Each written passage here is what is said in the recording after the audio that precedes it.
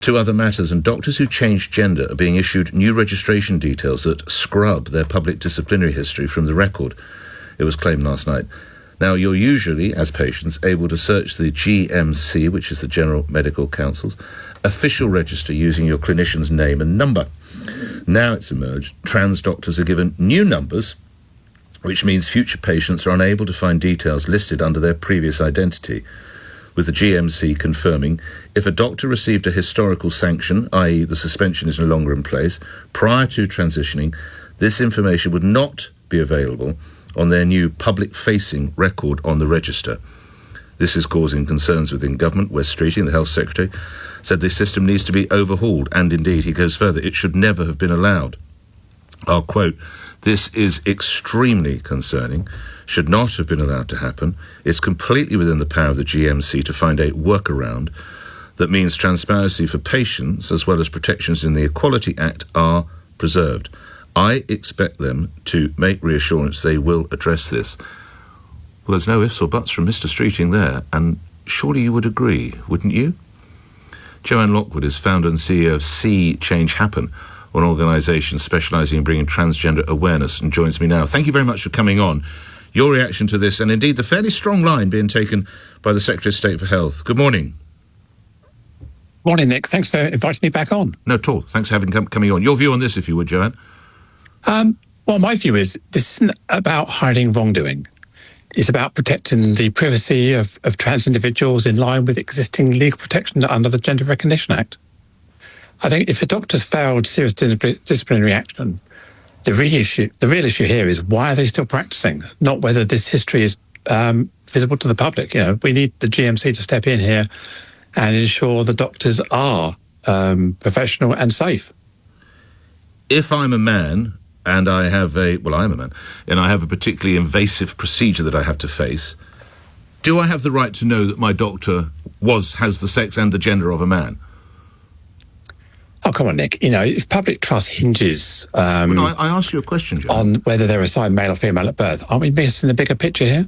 Well, I asked you, does a woman have the right, if the woman faces a particularly invasive procedure and she would like to know that it is another woman who is examining her in that particular fashion, does she have the right to ensure that a woman is doing that, a female doctor is doing that?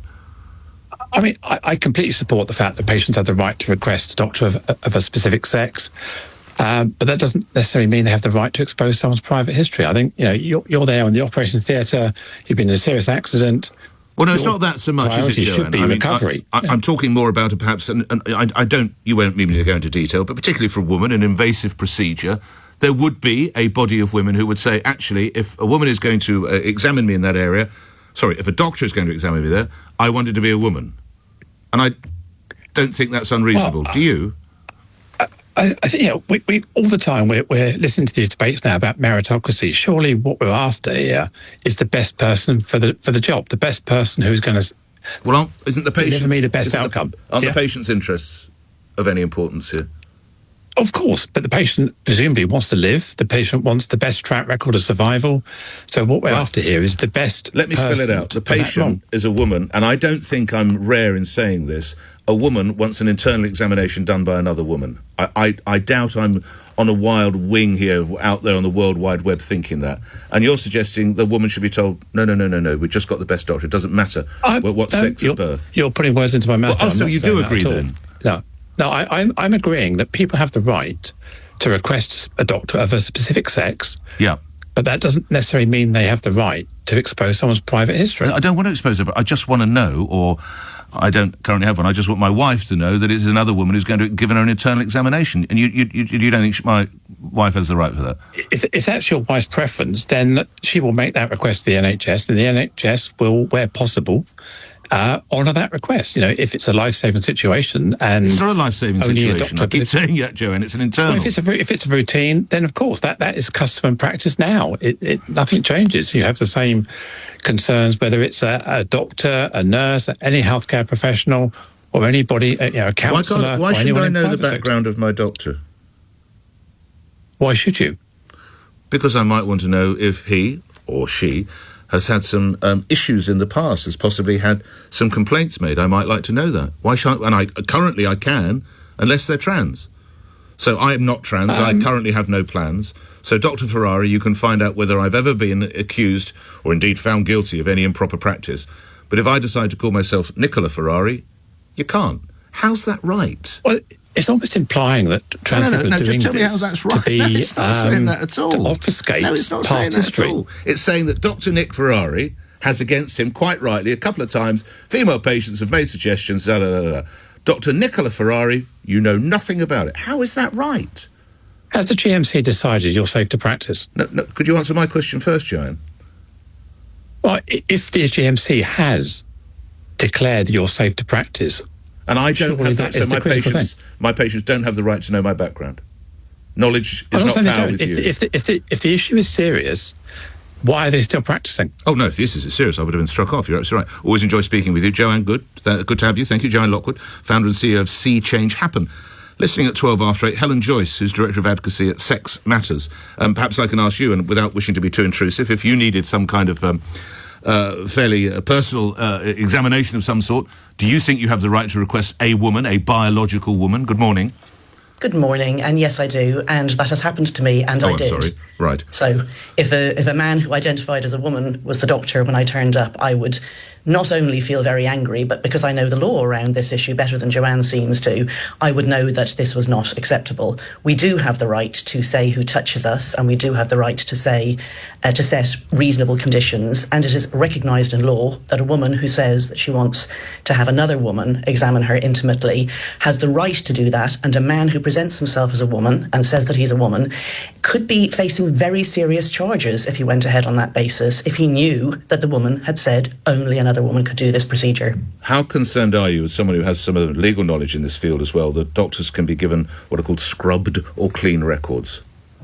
Very concerned, and honestly, this isn't really an issue just about trans. There are no conditions whatsoever for the GMC to change your registration. Apparently, all you have to do is just say, I have changed my gender.